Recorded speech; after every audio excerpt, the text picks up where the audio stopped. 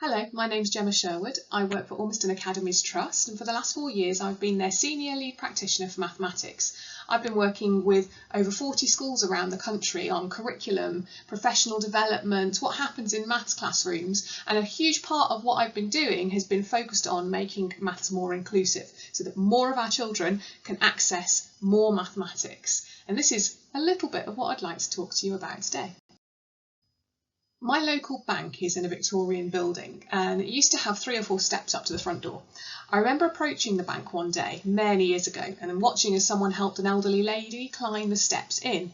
She struggled, and even with help it took a while for her to get to the door, and it looked like she was in pain. I wondered how much of normal life was inaccessible to this lady. Fast forward a decade and there's now a winding, shallow ramp to the entrance of the bank. And I've never seen someone struggle to get in the door.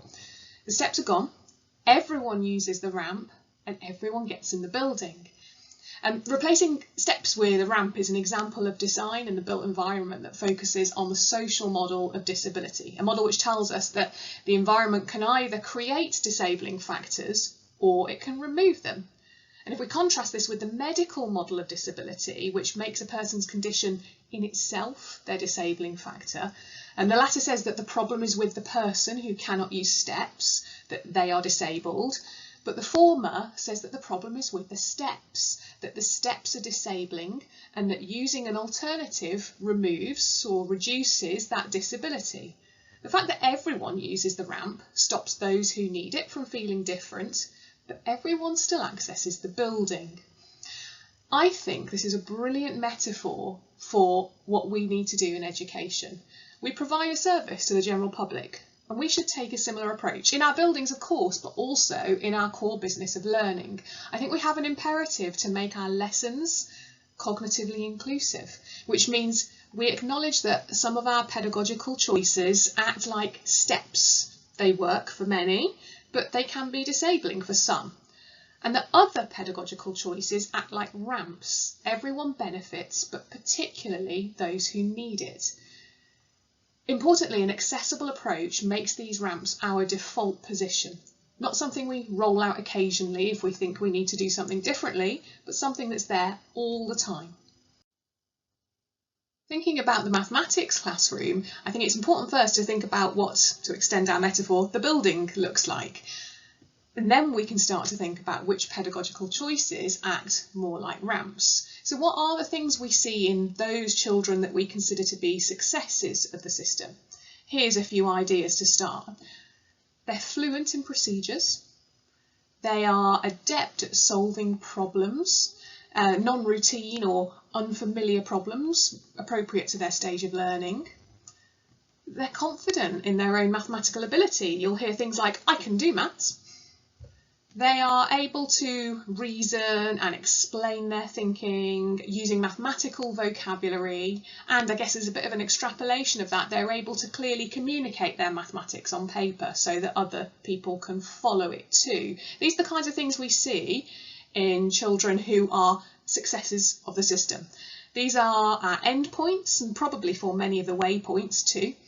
So if we're clear about those, we can start to think how we create ramps to these things through our actions. And I'd like to think about categorising our actions in 2 broad ways. There's our general instructional choices, and then there's also our very specific mathematical choices. And lots of these are easy to label as just good teaching. Some of them might be novel to you, but I expect some of them, especially in general instructional choices, will be familiar. They're all hard to do really well, but when they are done well, they make our maths lessons more accessible. So category 1 is our instructional ramps, and these are the things that will probably feel most familiar to most of you. The first one of these is worked examples for mimicry, where the teacher models with written and spoken clarity, checks that the pupils can mimic every step increasingly independently, and pupils can start to follow and gradually build their confidence. And this should be a core element of our practice, and one that we rehearse as teachers to get really good at. Mimicry is a necessary but not sufficient first step to fluency. We've got to secure that first. The next one that's really important is the idea of scaffolding complex or multi-step processes. Too many steps can cause lots of cognitive load, and this disproportionately affects the pupils who find mathematics harder. So if we use scaffolding such as backwards fading that allows pupils to get to grips with each part of a process before bringing the whole together, that can be really useful. So something like solving a quadratic equation, and we work on the final step first, and then we bring in the penultimate step, and so on and so forth until we can do the whole process. The next one is this idea of checking for understanding, but one of the phrases we use all the time in our team is a census is much better than a sample. We need to make sure that everybody understands so that everybody can set off successfully on independent practice. If we just ask questions to those who either volunteer answers or to one or two pupils that we pick on, it doesn't tell us how everyone's doing. Census is always better than a sample, and mini whiteboards can be great for achieving this. The next one is around whole class activity, the kind of activity which encourages everybody to participate. If I want my pupils to learn a new word, I need them to rehearse it over and over again in the correct situations, and I need it to become something that's on their lips and not mine. So choral response, like repeat after me or I say, you say, that's a great way to start this process because it gets every child saying the word and hearing it come out of their own mouths without standing out from the crowd. And that makes the vocabulary more accessible and it makes the environment less intimidating. The chance to think out loud with peers encourages having a go. This is the idea of a structured discussion. If I want my pupils to reason something through, I might do a right pair share. They jot down their thoughts for a moment and then they talk it through with a partner before I get pairs to share with more widely or with the whole class. And that's great because it says it's okay not to have an immediate answer, but it's not okay to not give it a go. So it helps me to create a culture of safety where it's good to think things through, share our ideas and refine them collaboratively. And the next point is around the clarity of presentation and helping pupils to focus on the important things. We try not to have slides full to the brim with words or pictures or logos or learning objectives or anything like that. We want it to be clear, easy to read, lots of use of colour, but then with the teacher, lots of use of gesture to draw pupils' attention to the bits that you really want them to notice, whether that be under a visualiser or on a presentation. And the final one is this idea of over-practising. We want pupils to practice not until they get it right, but until they can't get it wrong. No one remembers something properly after encountering it once. We need to build on solid knowledge, and that requires time and practice.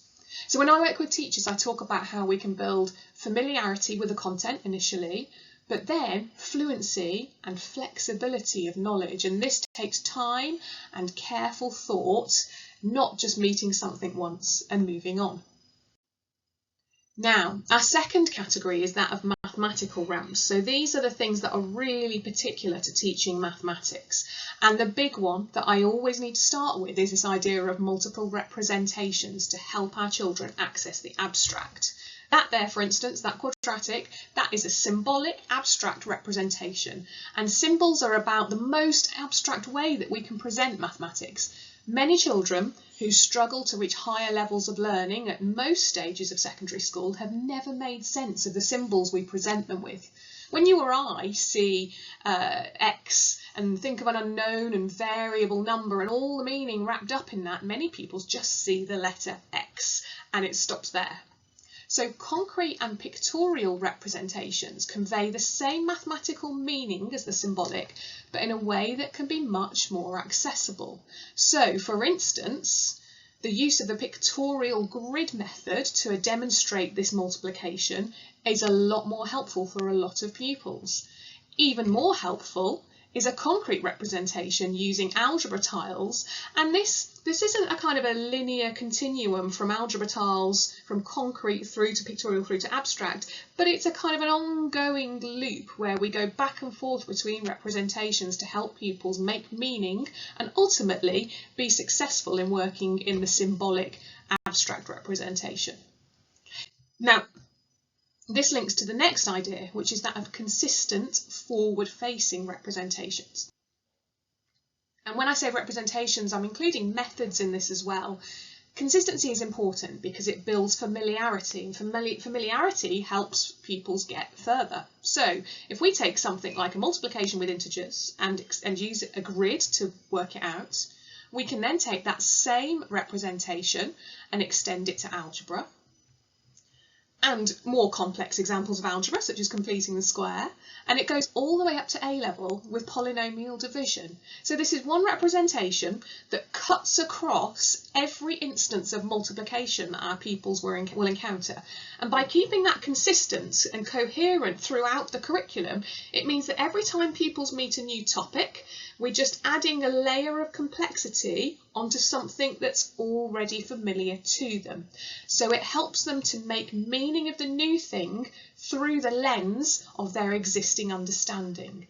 This is hugely important, adding new knowledge onto existing knowledge structures.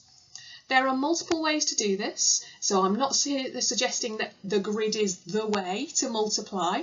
What I'm saying is that having a consistent method that's forward-facing, that works for every instance of a concept, is hugely helpful in getting more pupils to get further with that concept. So there are a few more things that are really important mathematical ramps. One of these is the idea that using a calculator should be the default unless you need pupils to do mental arithmetic. But we don't always need them to do mental arithmetic. In fact, for most of the secondary mathematics curriculum, we don't need them to do mental arithmetic. If we're finding missing angles and polygons, for instance, I don't need pupils to calculate that in their heads. In fact, for those who find mental arithmetic harder, that will take away their precious working memory space that could be spent on thinking about the angle facts. You see, a calculator isn't a crutch, it's a ramp, and you should use it unless you absolutely mustn't. And train your pupils to use it until you tell them they can't. And never say things like, do this without a calculator as a means of making a task harder. There's so much more interesting things you can do to make a task harder. Mental arithmetic just makes it slower. The next one you should do is normalise mathematical words. If we try and simplify things by paraphrasing and avoiding mathematical vocabulary, we actually make it harder. Imagine trying to talk about quadratics without using the word quadratic. How much more confusing is that? Now apply that same thinking to the rest of the curriculum.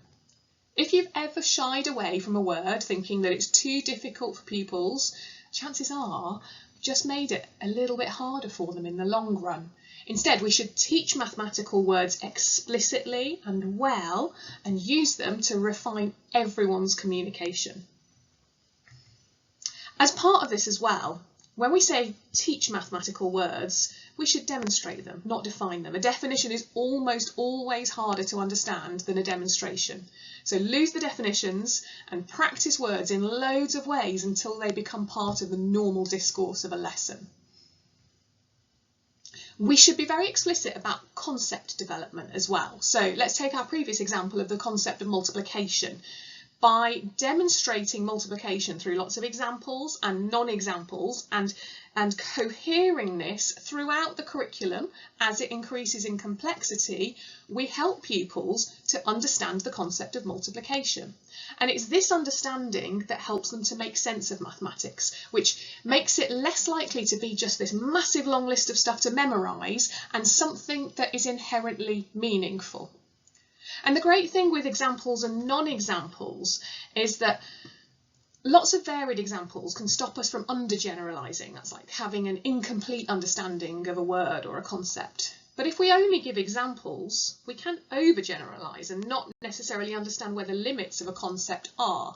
And non-examples help us with this, show us where the boundaries are. So together, examples and non-examples help us to create more accurate mental models of our mathematics.